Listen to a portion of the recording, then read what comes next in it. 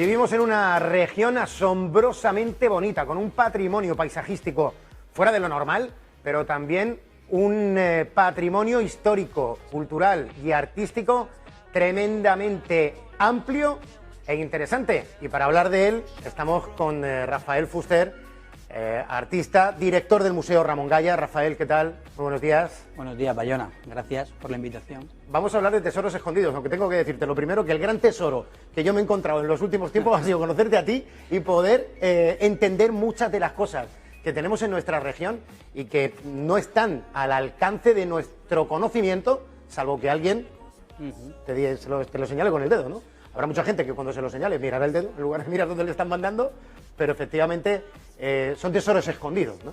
Sí, hombre, yo creo que una de las cosas que podemos hacer es en esta vida buscar belleza. Hay que rodearnos de belleza, creo que es importante. Y esta región tiene muchos lugares que, a la medida de nuestro corazón, que merece la pena acercarnos, merece la pena vernos, sobre todo para estar en silencio. Es importante encontrar el silencio y este patrimonio nos lo permite. Así que podemos hacer una especie de visita o de ruta por 4 destinos que hemos escogido hoy, que creo que pueden acercar a la gente a esa belleza de la que estamos hablando. Vamos a empezar. ¿Por dónde arrancamos? Pues, como tú eres de Mula, ¿no? Pues yo creo que lo mejor es que nos acerquemos a Mula, a un caso ejemplar y magnífico, que es el Museo de Cigarralejo, un museo de arte ibérico y sobre todo la figura de Emeterio Cuadrado. Emeterio Cuadrado fue un ingeniero de caminos, canales y puertos que utilizó su formación para derivarla a la arqueología. Se llama por algunas personas el padre de la arqueología moderna, y lo que hizo fue comprar un terreno en el que había o se había encontrado algo por casualidad para preservar eso. Lo hizo de una forma minuciosa, con un cariño especial, y derivó en el actual Museo del Cigarralejo, un museo verdaderamente acogedor, bien bonito, dedicado al arte ibérico.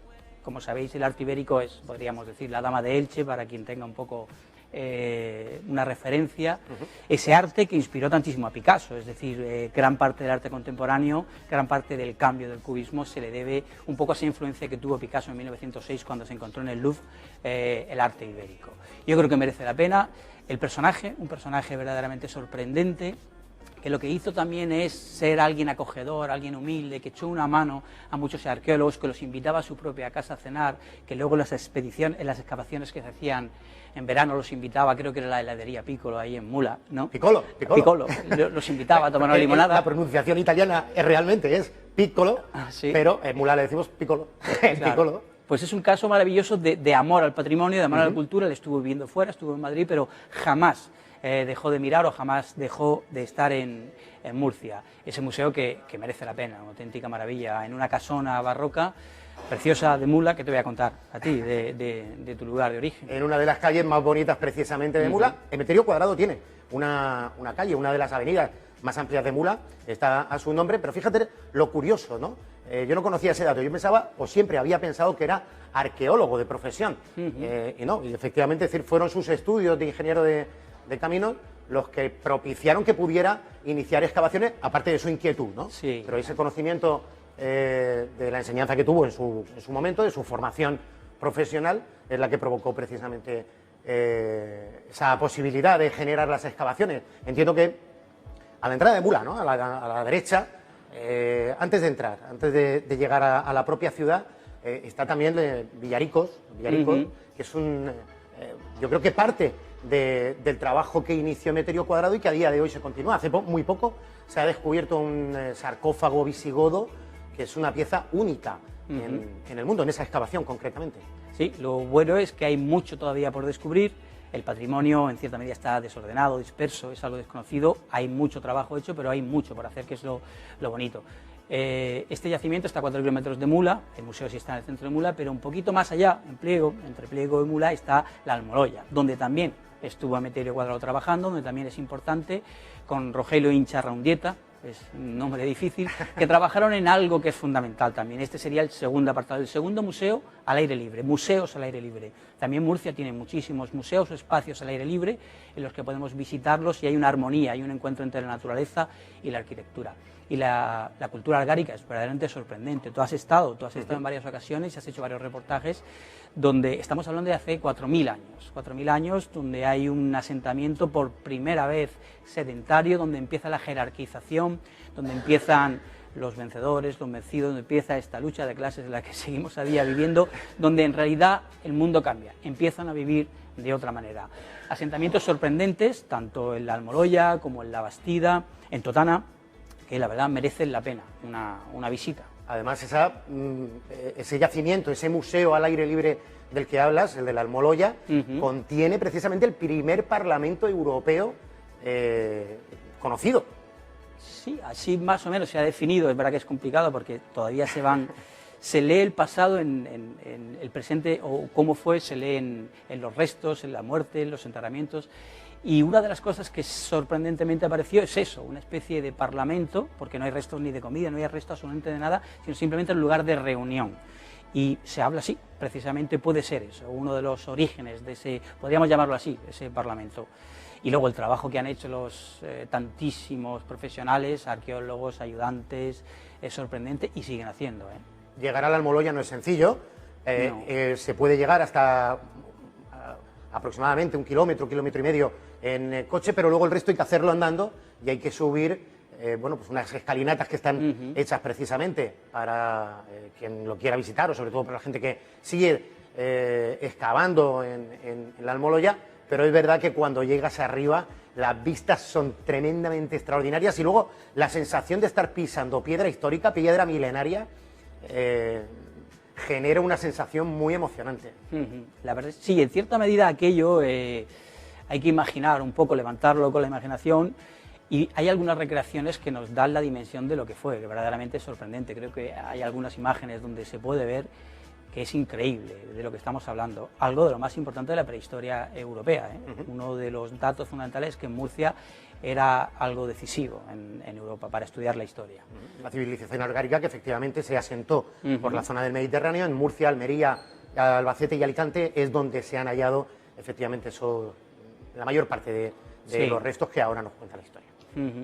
Y si quieres pasamos a otro museo. Y una de las cosas de las que podemos hablar, los museos son imprescindibles, la gente. Sin museos, sin gente, sin visitantes, no son más que almacenes, ¿no? Y esto lo digo porque prácticamente se nos ha olvidado, pero la pandemia casi ha terminado, no sabemos si ha terminado, pero la pandemia nos dejó con las salas de los museos vacíos, Y una de las cosas, también estuviste tú ahí con nosotros, fue acercarnos al Museo Salcillo, hacer una serie de talleres online y hacer una serie de visitas online. Lo hicimos Trinidad Avellán y yo, con Ars Longa Comunicación, proyectos culturales, donde hicimos de la necesidad virtud. Ya que no se podía entrar al museo, ya que estaban las fronteras cerradas, ya que estaban los museos cerrados, les acercamos a la gente las imágenes del museo o imágenes que no podían verse. Un museo entre bambalinas. Tuvimos la inmensa fortuna de estar por todo el museo, poder hacer fotos por esos lugares en el que el visitante no puede acceder. Así que mostramos todo ese tipo de imágenes un poco extrañas, un poco raras, que nadie puede acercarse a ellas, y tuvo éxito y se acercó gente de toda España al ser online y tuvo, la verdad, que bastante aceptación. Y una de las cosas que pudimos hacer, que a mí me parece maravillosa y que señalamos aquí en este apartado, son los bocetos de Francisco Salcillo, que me parecen de las cosas más geniales que pueden verse en Murcia. Y, insisto, están al alcance de la mano de todos. Los bocetos son chiquititos, son un material pobre, un material un poco desechable como es el barro, donde el artista puede improvisar, donde no tiene esa idea de objeto final, así que puede jugar, se ven las manos o las huellas dactilares del propio artista, son de una frescura y una espontaneidad tremendas, algo vivísimo, y hay una sala dedicada en exclusiva a los bocetos, así que hay que acercarse a ver este museo, agradecer también al Museo Salcillo, con María Teresa Marín, su directora, que nos permitiera acceder tanto al museo como a la iglesia de nuestro Padre Jesús, hacer este proyecto que yo creo que fue maravilloso, fue bonito y sobre todo insistir la importancia de los museos con gente, los museos vivos. Los museos, evidentemente, tú lo has dicho, ¿no? Si no tienen el espectador, si no hay nadie que vaya a recrearse con la belleza que vamos a encontrar en todos los museos, desde luego son edificios por dentro muertos, es decir, un almacén, tú lo has comentado, ¿no? Sí. Y me ha gustado mucho esa metáfora, ese símil que haces, ¿no? Y el gran problema que yo veo, Rafa, es que muchas veces cuando nos acercamos a los museos no tenemos la suficiente información para poder valorar lo que estamos viendo, o no tenemos la suficiente información o tenemos una información superflua, ¿no? Mucho dato, muchos números, mucha fecha y poco análisis del que pueda ser comprensible para quienes no somos expertos en arte. Hombre, yo creo que hay que acercarse con la mirada despejada, sin buscar datos, sin levantar en palabras o en teorías los museos, simplemente con el sentimiento. Yo creo que es lo importante, y ver la raíz y el origen de por qué se han hecho esas obras, en qué momento, en qué circunstancia, algo asequible, que todo el mundo entienda, es decir, es fácil. Lo complicado es lo otro, lo que separa a las personas es la crítica y la cultura, y la crítica y la cultura en contraposición con el bien, la belleza y la verdad.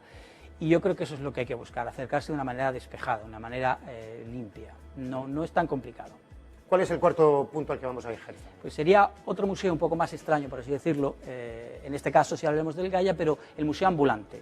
En el Museo Ramón Goya hay una obra que es la copia de los fusilamientos del 3 de mayo de Francisco de Goya y Lucientes, que es una copia hecha por Goya cuando tenía 23 años. ¿Para qué hizo esta copia? Para ese museo ambulante, un museo que fue por toda España. Era una idea de Manuel Bartolomé Cosío, donde pretendía la separación tan grande que había entre la ciudad y los pueblos, aunarla. Date cuenta que en aquella época, estamos hablando de los años 30, no tenían ni cine, ni teatro, ni música, ni tan siquiera quizá había luz eléctrica, los niños no estaban escolarizados, así que la idea fue llevarle 100 libros escogidos, cine, teatro, música, guiñol para los niños, y 14 copias del Museo del Prado. Evidentemente no iban a llevar los originales, así que encargaron a 3 pintores, 2 de ellos murcianos, Ramón Goya y Bonafé, estaba también Eduardo Vicente, donde hicieron 14 copias del Museo del Prado de Goya, Velázquez, Murillo, Rivera, y que iban por toda España, estuvieron absolutamente por toda España. Imagínate a la gente de aquellos pueblos, con esa distancia enorme, que tenían que llegar por carreteras sin pavimentar, incluso cuando veían el cine por primera vez. Recuérdate tú a ti de niño, de pequeño, en el cine de verano, imagínate lo que sentías, pero esa gente que no ha visto imagen en movimiento en su vida, lo que suponía. O esas charlas, donde también los niños le daban material para dibujar, para pintar, para elegir la obra que más le había gustado del museo. Iba también Federico García Lorca con La Barraca, por toda España. Fue uno de los... Es decir, que el museo itinerante no solamente movía o movilizaba el material que se quería mostrar, sino que incluso los propios artistas viajaban, entiendo, ¿no? Sí, sobre todo Goya fue el que más viajó, incluso Goya, explicando a los niños historias o alguna anécdota de la literatura española, sobre todo el Quijote o Cervantes, junto con Sánchez de Arbudo, él contaba y Goya dibujaba en los rollos de papel y los niños estaban asombrados, aquello les encantaba, era algo didáctico. Lo que fueron es a dar.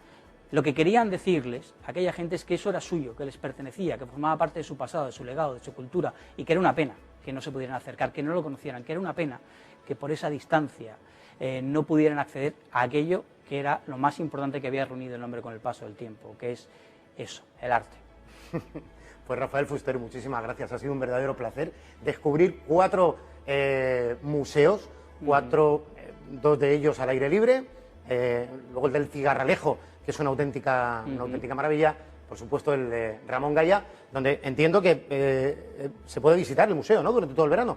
Sí, excepto la semana del 15 al 19, que estará cerrado, pero el resto sí está abierto, además con muchas actividades. Para todo aquel que quiera acercarse al museo será bienvenido, y sobre todo es importante por dentro, ¿verdad? Para vivirlo y para que estén llenos de gente, es importante, para que no sean eso, almacenes. Rafael, muchísimas gracias. A ti. Rafael Fuster, que nos ha descubierto algunos de los grandes tesoros que tenemos en la región de Murcia, como por ejemplo la localidad de Fortuna. ¿Queréis que nos vayamos a